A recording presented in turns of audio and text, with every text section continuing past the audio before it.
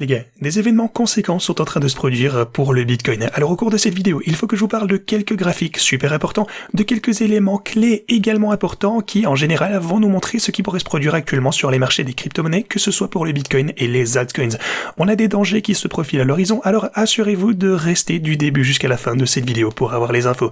Bienvenue à tous, je m'appelle Maxime et je vous apporte chaque jour des nouvelles vidéos en français sur les crypto-monnaies en vous apprenant comment vous faire de l'argent sur ce marché. Si vous êtes nouveau sur cette chaîne, alors c'est sûr de vous abonner et d'activer la cloche dès maintenant. Ok, comme toujours, allons droit au but. Les gars, ce que vous pouvez voir sur le graphe ici de 4 heures, ça fait pas trop plaisir malheureusement. On a eu un peu de mal avec la ligne orange que vous avez juste ici. Vous pouvez constater qu'on a eu quelques chandelles qui se sont fait supporter de ce côté. Ensuite, on est descendu, on a rencontré une certaine résistance sur la remontée et actuellement, on est en fait en dessous de ceci. Dans l'ensemble, la tendance à la baisse, dans laquelle on se trouve depuis un certain moment, maintenant quelques jours, eh bien, se poursuit malheureusement sur le plus court terme. Vous pouvez le voir sur le graphe de 4 heures ici, c'est très clair, on est dans une tendance à la baisse, on peut pas se mentir, c'est indéniable. Voilà, ça fait quelques jours, eh bien, qu'on est repassé en mode bearish de 65 000 $ à 60, oui, disons, allez, peut-être 61 000 $ actuellement, et évidemment, eh bien, avec ceci, on a rompu nos tendances à la hausse ici, toutes nos formations qui repassaient en mode bullish, qu'on était en train de former depuis un petit moment, malheureusement, c'est perdu, vous pouvez voir qu'on a plutôt quelque chose comme ceci, peut-être, enfin voilà, vous pouvez voir que de toute façon, peu importe comment vous voulez tracer cette formation, on en a chuté. Actuellement, on est en baisse. Mais évidemment, c'est dur de savoir ce qui se passe exactement actuellement. Comment est-ce que le marché s'organise? Eh bien, c'est déjà dû à l'incertitude au Moyen-Orient. Bien entendu, on en parlait hier. On est en baisse à cause de ceci. On ne sait simplement pas ce qui va se passer. C'est un facteur qu'on ne peut pas contrôler. On ne peut que y réagir. Mais bien sûr, c'est ça qui fait chuter le Bitcoin et les actifs à risque. Vous pouvez également voir que ça transparaît sur les marchés traditionnels qui, eux, sont largement en baisse également.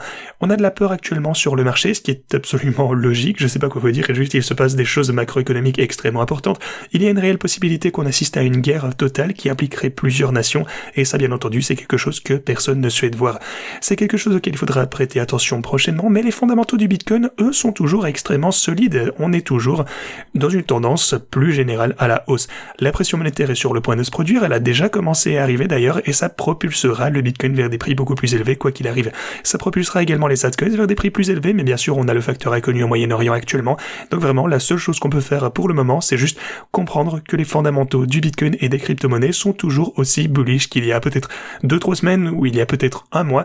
Il faut juste être patient, attendre que l'orage passe. Il continuera à imprimer de l'argent quoi qu'il arrive, les taux d'intérêt sont toujours plus bas quoi qu'il arrive.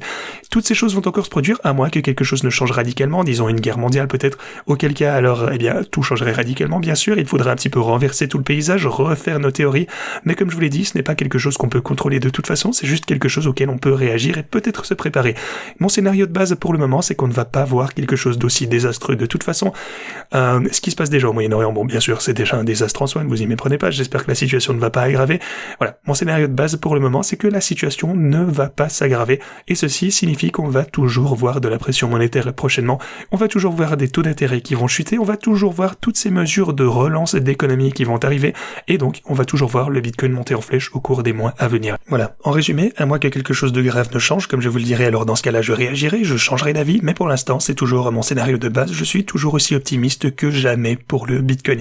Maintenant, si vous regardez l'intervalle de 2 jours, vous pouvez voir qu'on est toujours eh bien, au sein de cette tendance de réaliser des creux ainsi que des sommets de plus en plus bas.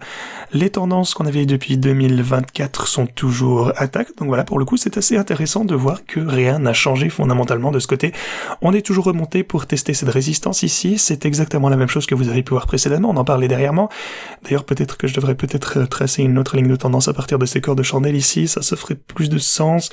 Voilà, ici ça souligne un peu mieux les types de renversements qu'on a pu voir dernièrement. Voilà, on peut rendre ça en rouge peut-être, quelque chose comme ça. Donc voilà, même si on a dépassé ce point auparavant, on est monté légèrement au-dessus, mais vous pouvez voir qu'on a eu un renversement, quoi qu'il en soit, un inversement de tendance. C'est exactement la même chose qui s'est produit auparavant. Voilà, il faudra être à l'affût de ceci prochainement également. Mais ça concerne plutôt les intervalles plus courts pour les bitcoins. Ce que je regarde, c'est aussi quelque chose de vraiment intéressant de ce côté, c'est que les altcoins reconnaissent un véritable bain de sang. Et ça signifie que la dominance du Bitcoin est en fait en hausse une fois encore. Sur l'intervalle hebdomadaire, vous le voyez, la dominance du Bitcoin est montée à 58%. Maintenant, comme vous savez, je vous disais que selon moi, 58%, ça risque d'être le niveau général à partir duquel, on va avoir un renversement de la dominance du Bitcoin et que les altcoins vont, recommencer à s'attribuer des parts de marché.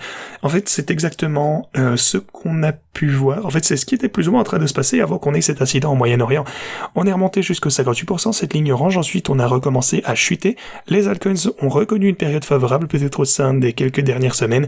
Et ensuite, que s'est-il passé? Évidemment, on est... Bon, bien sûr, on n'est pas descendu aussi loin que ça, comme je vous le disais. Mais voilà, on a recommencé, après avoir chuté, à remonter avec la situation au Moyen-Orient. Les altcoins ont redumpé une fois encore. Le Bitcoin, lui, bien sûr, s'est mieux comporté que les altcoins, comme toujours. Voilà, vous pouvez voir qu'on a cette chandelle ici qui remonte en flèche, mais on verra bien de toute façon si on a une escalade au Moyen-Orient. Alors oui, attendez-vous à ce que les altcoins, très probablement pour la plupart d'entre eux en tout cas, continuent à chuter. Ça pourrait donc signifier que la dominance du Bitcoin va augmenter. Mais mon scénario de base, c'est qu'on ne va pas avoir un aggravement de la situation. Et je pense également que mon scénario de base, c'est toujours qu'on va descendre ici dans la dominance du Bitcoin et que les altcoins vont passer un bon moment prochainement. Maintenant, le recul qu'on a pu constater ici du côté du Bitcoin, sachez simplement qu'une grande partie de ceci, c'est dû à la liquidation de positions longues. On a eu presque 200 millions de dollars de longs qui sont fait liquider, et c'est pour ça que je vous dis tout le temps d'être prudent avec l'effet de levier. Peut-être qu'on voudra acheter le creux, c'est sûr, si on voit un gros dip, un gros retrait, si on a par exemple une escalade au Moyen-Orient, si on a, une grosse rechute ici, alors il faut être en mesure d'acheter le dip.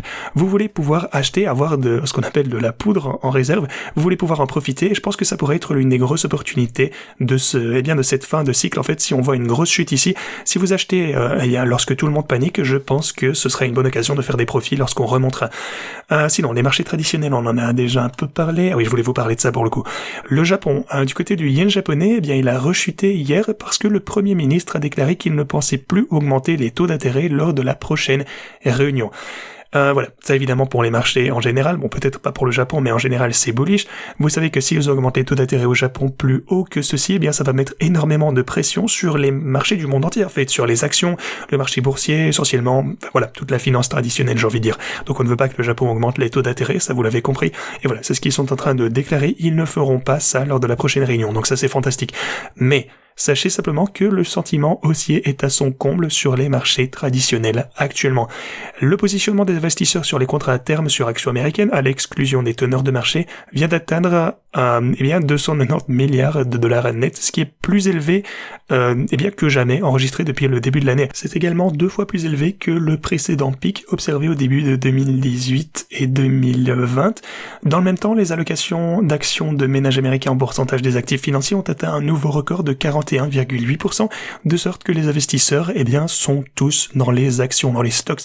Et c'est évidemment, il est évident que le sentiment aussi des investisseurs américains est un peu plus pessimiste, mais en général, je pense que compte tenu du scénario de base dont je vous ai déjà parlé avec la pression monétaire, la baisse de taux d'intérêt, etc., je pense toujours qu'on risque de voir des prix plus élevés et qu'on est toujours dans un bull market. Tant que ceci va rester inchangé, les taux continuent d'être réduits et que la pression monétaire continue, même si beaucoup de personnes sont optimistes ici, je pense toujours que ce sera relativement une bonne chose en fait. Comme je vous disais, souvent il faut trader à l'encontre du marché, mais lorsque tout s'aligne, peut-être que ça va juste arriver comme on le pense. Un autre élément qui illustre également ceci, c'est que le marché boursier de Hong Kong a bondi de plus de 6%, car les investisseurs continuent d'inonder le marché après les mesures de relance. L'indice est donc désormais énormément en hausse de 27% au cours du dernier mois. Même chose ici, pour le coup, c'est le prix à payer pour un peu d'inquiétude quant au fait que les marchés boursiers montent autant. Beaucoup de personnes gagnent énormément d'argent et tout le monde est extrêmement optimiste. Vous ne trouvez pas? Comme le dit d'ailleurs Derek ici, ça ne finira pas bien. En ce qui me concerne, compte tenu du scénario de base selon lequel on ne va pas assister à une escalade au Moyen-Orient, je pense que tout ça risque de plutôt bien se terminer. Maintenant, c'est sûr, peut-être qu'on aura un énorme pullback parce que les gens sont trop optimistes, mais ça arrive toujours. Je pense qu'on est sur le point d'assister à un gros bull market de toute façon. On verra bien si ça arrive ou non. Une dernière chose que j'aurais voulu souligner sur une note un petit peu plus sympa, c'est qu'une grande partie du Bitcoin qui a été envoyé aux plateformes d'échange a été vendu à perte.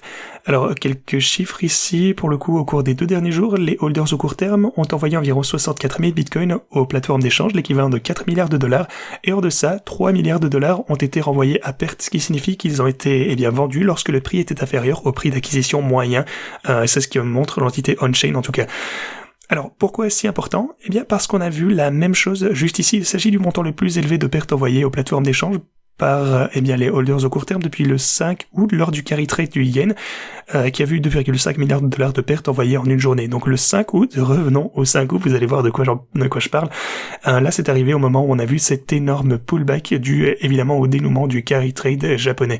Je pense que vous vous souvenez de tout ceci, c'était une énorme chute en un jour et ça a marqué le bottom. Rappelez-vous, c'était le fond. Est-ce que ça va être la même chose actuellement? Est-ce que ça va marquer notre bottom? Eh bien faites-moi savoir ce que vous en pensez en commentaire.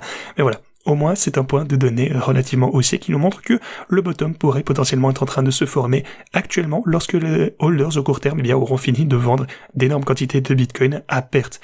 Les gars, n'oubliez pas non plus de profiter des énormes bonus que j'ai ici en description, vous avez tous les liens pour ce faire. Tout d'abord, vous aurez jusque 60 000 $ ici sur OKX, vous aurez jusque 40 000 $ avec ce lien sur BitGet, et vous aurez la possibilité d'obtenir un trade gratuit de 300 $ en utilisant ce lien Evo juste ici, donc n'hésitez pas à profiter de tout ça. Merci d'avoir regardé et à la prochaine.